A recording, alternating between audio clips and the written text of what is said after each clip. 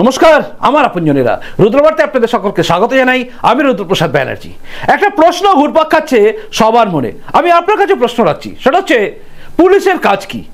আমি জানি আপনার মনের মধ্যে এসে গেছে সেই উত্তর যেটা সবাই বলবে, সেটা হচ্ছে পুলিশের কাজ জনগণের সুরক্ষা দেওয়া এবং তার সঙ্গে সঙ্গে এলাকায় শান্তির শৃঙ্খলা বজায় রাখা, তাই তো?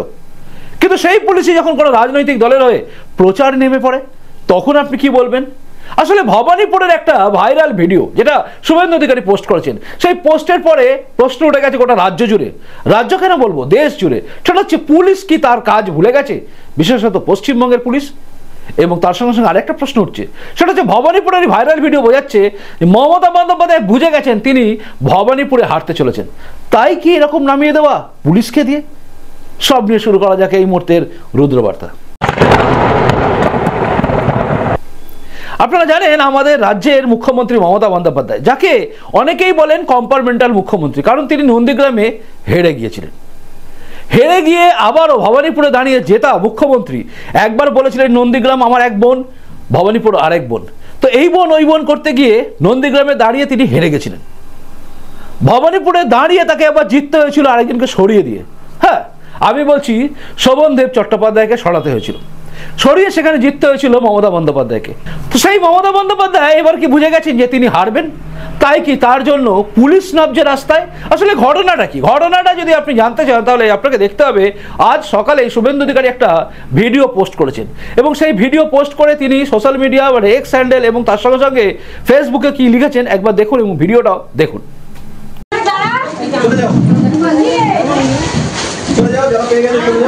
চলে যাও যারা যারা পেয়েছো, যারা যারা পেয়েছো চলে যাও।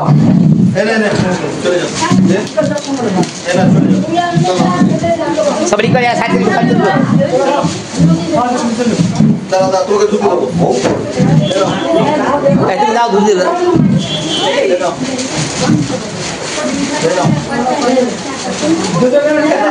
গেটটা দেখে না, গেটটা দেখে না। तू गेट पे रह এই দুধ দিলে না, চলো এই নাও, এই নাও,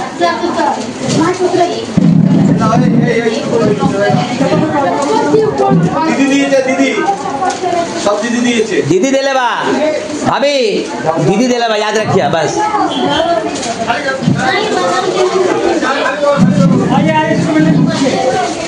सुमोदा ভেতরে আসো। এই জামাই জানাটা খুলো তো, জানাটা। এই সুমোদা ভেতরে আসো, সুমোদা ভেতরে আসো, ভেতরে আসো।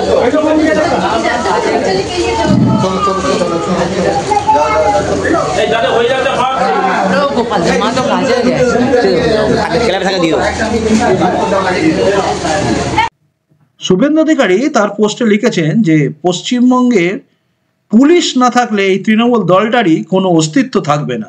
এটা আমি আগেও বলেছি, এই ভিডিওটা আবারও প্রমাণ সাপেক্ষে দিলাম। এসিপি শান্তনু সিনহা বিশ্বাস ভবানীপুরের ৭৩ নম্বর ওয়ার্ডে মদন পাল লেনের স্বরাজ সংঘ ক্লাবে এসে পাড়ার মহিলাদের শাড়ি বিতরণ করছেন, সেই সাথে বলছেন দিদি দিয়েছে। এসিপি পদাধিকারী একজন পুলিশ অফিসার কি এটা করতে পারেন? সাথে কি আর আমি পুলিশকে মমতা পুলিশ বলি? কারণ এই রাজ্যে পুলিশ অনেক আগে থেকেই তৃণমূলের ক্যাডারে পরিণত হয়েছে। এখন তো অবস্থা এই যে তৃণমূলকে ক্ষমতায় টিকিয়ে রাখার দায় পুলিশ কর্তার দলীয় নেতাদের চেয়ে বেশি, কারণ সরকার বদল হলে এদের অপকর্মের ফল এদেরকে ভোগ করতেই হবে। তবে ভবানীপুরের মানুষ বুঝতে পারছেন এটা সমাজ সেবা নয়, ভোটের প্রস্তুতি চলছে। কিন্তু যতই বাঁটো, তোলাবাজির টাকায় কেনা কাপড় মমতা বন্দ্যোপাধ্যায়কে হারতেই হবে ভবানীপুরে। 26-এ ভবানীপুর নন্দীগ্রাম 2 হতে চলেছে। এটা শুভেন্দু অধিকারী কিন্তু তার ফেসবুক পোস্টেই করেছে এবং এই ভিডিওটাও তিনি কিন্তু দিয়েছেন। তার পোস্ট থেকেই নেওয়া এই ভিডিও পরিষ্কার করে দেখাচ্ছে যে কি অবস্থায় রয়েছে। ভিডিওটা ভবানীপুরের ৭৩ নম্বর ওয়ার্ড মদন পাল লেনের স্বরাজ সংঘ ক্লাবেতে, ক্লাবের মধ্যে গিয়ে সেখানে শাড়ি বিতরণ করছেন কে না এসিপি শান্তনু সিনহা বিশ্বাস। এসিপি, আপনি একবার ভাবুন, এসিপি র্যাঙ্কের একজন শাড়ি বিতরণ করছে। দেখুন শাড়ি বিতরণ করতেই পারে, কিন্তু তার সঙ্গে সঙ্গে তিনি কি বলছেন, দিদি দিয়েছে, দিদি দিয়েছে, দিদি দিয়েছে, দিদি দিয়েছে। মানে পরিষ্কার কথা হচ্ছে তিনি একজন পুলিশ অফিসার হয়ে আমার মনে হয় তিনি পুলিশের যে ম্যানুয়াল বা সরকারি কর্মচারীদের যে ম্যানুয়াল তাকে লঙ্ঘন করেছেন। কেন জানেন? একটা সরকারি কর্মচারী বা পুলিশ ম্যানুয়ালে নিশ্চয়ই রয়েছে, আপনারা যারা জানেন তারা নিশ্চয়ই জানেন যে কোনো রাজনৈতিক কর্মকাণ্ডে বা কোনো রাজনৈতিক দলের হয়ে স্লোগান দেওয়া, প্রচার করা বা কোনো কিছু বিতরণ করায় কখনো করতে পারে না কোনো পুলিশ অফিসার বা কোনো সরকারি কর্মচারীরা। ঠিক বলছি, কোনো সরকারি অফিসার করতে পারে না। আমি যদি ভুল বলে থাকি আমাকে জানাবেন। তার মানে পুলিশ ম্যানুয়ালে লঙ্ঘন করা হলো, কিন্তু তবুও করছেন। আসলে কেন করছেন? এর পেছনে রয়েছে আসল কারণ। সেটা হচ্ছে মমতা বন্দ্যোপাধ্যায় মোটামুটি বুঝে গেছেন, তার কাছে তো হিসাব থাকে। তিনি একবার একদম কি বলবো নেমে পড়েছিলেন জোশে যে নন্দীগ্রামে আমি শুভেন্দু অধিকারীকে হারিয়ে ছাড়বো বলে বলে শুভেন্দু অধিকারী 1 নয় 5 6 ভোটে হারিয়ে দিয়েছেন। কিন্তু ভবানীপুরে আবার শুভেন্দু অধিকারী চ্যালেঞ্জ করেছেন যে তিনি হারিয়ে দেবেন মমতা ব্যানার্জিকে।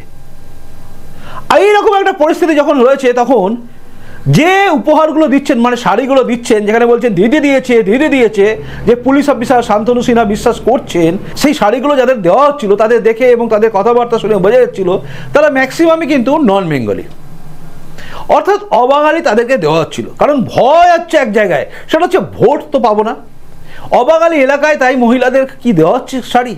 দেখুন শাড়ি বিতরণ হয়তো ওই ক্লাবে হয় আগে থেকে, কিন্তু এই যে ঘটনাটা দেখলাম, দেখার পরে ভাইরাল ভিডিও দেখার পরে কি মনে হচ্ছে আপনার? দিদি দিয়েছে, দিদি দিয়েছে, দিদি দিয়েছে, দিদি দিয়েছে, মানে দিদি দিচ্ছে, তোমরা দিদিকে দেখো, তাই নয় কি? এটা যদি কেউ বলেন সেটা কি ভুল বলবেন? আমার প্রশ্ন আপনার কাছে, আপনার কি মনে হয় এটা ভুল বলা হচ্ছে? আচ্ছা, কি করে পুলিশ অফিসারকে কাজে লাগাচ্ছেন মমতা ব্যানার্জি? কারণ তিনি তো নিজেই একজন পুলিশ মন্ত্রী, তাই তিনি কাজে লাগিয়ে দিলেন যে দিদি দিয়েছে। এই দিদিটা কে?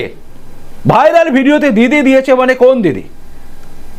শান্তনু সিনহা বিশ্বাসের দিদিকে দিয়েছেন? প্রশ্নটা এখানে। কারণ আপনারা জানান আমাকে আপনারা কি করছেন, আপনারা পুলিশ হয়ে এই কাজ করছেন কেন? আসলে আমার মনে হয় মমতা বন্দ্যোপাধ্যায় বুঝে গেছেন যে তিনি হারছেন, ভবানীপুরেও তাকে হারিয়ে দেবে শুভেন্দু অধিকারী। কারণ শুভেন্দু অধিকারীর কথায় তিনি এখন বুঝে গেছেন যে ভয়ঙ্কর ব্যাপার। তাই হয়তো শুভেন্দু অধিকারীর নামটা তিনি শুনলেই আতঙ্কে আছেন যে ও বলেছে তার মানে আমাকে হারিয়ে দেবে ভবানীপুরে। একটা অদ্ভুত ব্যাপার দেখুন, বাংলা অভিধানে আমরা দেখেছি অভিনন্দন, কিন্তু শুভনন্দন কথাটা কেন এলো? এটা নিয়ে আমি একটা লিখেছিলাম, যদিও অনেকেই সেটা হাসির জায়গায় রেখেছেন, কিন্তু ভাবুন আপনি অভিনন্দনের জায়গায় শুভনন্দন কেন? আসলে শুভেন্দু নামটা কোথাও যেন জুড়ে গেছে। অনেকে বলেন হয়তো ভুল হয়তো ঠিক, কিন্তু শুভনন্দন মানে শুভেন্দু অধিকারীর নামটা তিনি সবসময় রাখেন, মানে মাথার মধ্যে রয়েছে শুভেন্দু অধিকারী তাকে হারাবে। এখানেও কি তাই হয়ে গেল? এখানেও কি তাই হলো? প্রশ্ন হচ্ছে যে তিনি ভয় পাচ্ছেন তাই কি এসিপিকে নামিয়ে দিয়েছেন, এসিপি গিয়ে শাড়ি বিতরণ করছে। আসলে পুলিশ আর তৃণমূলের ক্যাডার সব যেন মিলেমিশে এক হয়ে যাচ্ছে। এটা কি পারে? আমার প্রশ্ন শান্তনু সিনহা বিশ্বাসকে এবং তার সঙ্গে সঙ্গে পুলিশ মহলে যে সমস্ত মহিলারা রাস্তায় নামেন, যাদেরকে মানে যারা কি রেগে যান, রাগা স্বাভাবিক, কেউ বলে চটি চাটা পুলিশ, কেউ বলে দলদাস পুলিশ, কেউ বলে পুলিশ তুমি উর্দি ছাড়ো, তৃণমূলের লুঙ্গি পড়ো না, ঝান্ডা ধরো, এই টাইপের যে কথা বলে, এই যে কথাগুলো শোনা যায় তাতে অনেক পুলিশের বাড়ির মেয়েরা বউয়েরা রাগ করেন। কিন্তু এরকম দেখলে পারে কি মনে হবে বলুন তো? কি মনে হবে আমাকে বলুন? আমার তো জানতে ইচ্ছে করছে যে এই যে পুলিশ অফিসারকে দেখলাম আমরা এসিপি, তিনি এসিপি র্যাঙ্কের একজন যদি শাড়ি বিতরণ করতে গিয়ে দিদি বলেছে, দিদি দিয়েছে, দিদি দিয়েছে করতে থাকেন, তাহলে তো মনের মধ্যে প্রশ্ন আসে যে এই পুলিশের হাতে আমরা কি সেফ আছি? এই পুলিশ তো তৃণমূলে হয়েই কাজ করবে। বাস্তবও তাই, আমরা বিভিন্ন থানায় দেখি, আমি আমার এলাকাও দেখি যে বিজেপির কর্মীদের উপর যেন কোথায় রাগ, তৃণমূল করা কর্মীদের কোথাও যেন একটা ছাড়। এটা কেন? পুলিশ তো নিরপেক্ষ হবে, জনগণের সেবা করবে, কিন্তু জনগণের সেবা না করে, জনগণের সুরক্ষা না দিয়ে, আইন শৃঙ্খলা বজায় না রেখে যদি এইসব কাজ করে পুলিশ, তখন তো প্রশ্ন ওঠে পুলিশ কি নিরপেক্ষ আছে? আপনার কাছে আমার এই প্রশ্নটা রইল যে বলুন, আপনি জানান যে এই যে এসিপিকে নামানো হয়েছে বা এসিপি যে দিচ্ছেন দিদি দিয়েছে, দিদি দিয়েছে বলে, এতে কি পুলিশ অফিসার তার নিজের কাজটা করছেন, নাকি তিনি তার পুলিশের যে ম্যানুয়াল তার বিরুদ্ধে যাচ্ছেন এবং তিনি আইন ভঙ্গ করছেন? জানাবেন। আর আমার যেটা মনে হচ্ছে যে মমতা বন্দ্যোপাধ্যায় বুঝে গেছেন তিনি ভবানীপুরেও হারছেন, তাই কি মমতা বন্দ্যোপাধ্যায় এবার ওই শাড়ি বিতরণ অনুষ্ঠানে এসিপিকেও নামিয়ে দিলেন? জানাবেন। কিন্তু আপনাদের প্রত্যেকের উত্তর অপেক্ষায় আমি রইলাম, আর আমার পরবর্তী প্রতিবেদন দেখার অপেক্ষায় আপনি থাকুন। প্রতিবেদনটা যদি ভালো লাগে তাহলে লাইক করবেন এবং শেয়ারও করবেন। আর একটা কথা, কমেন্টস করে যাবেন কিন্তু।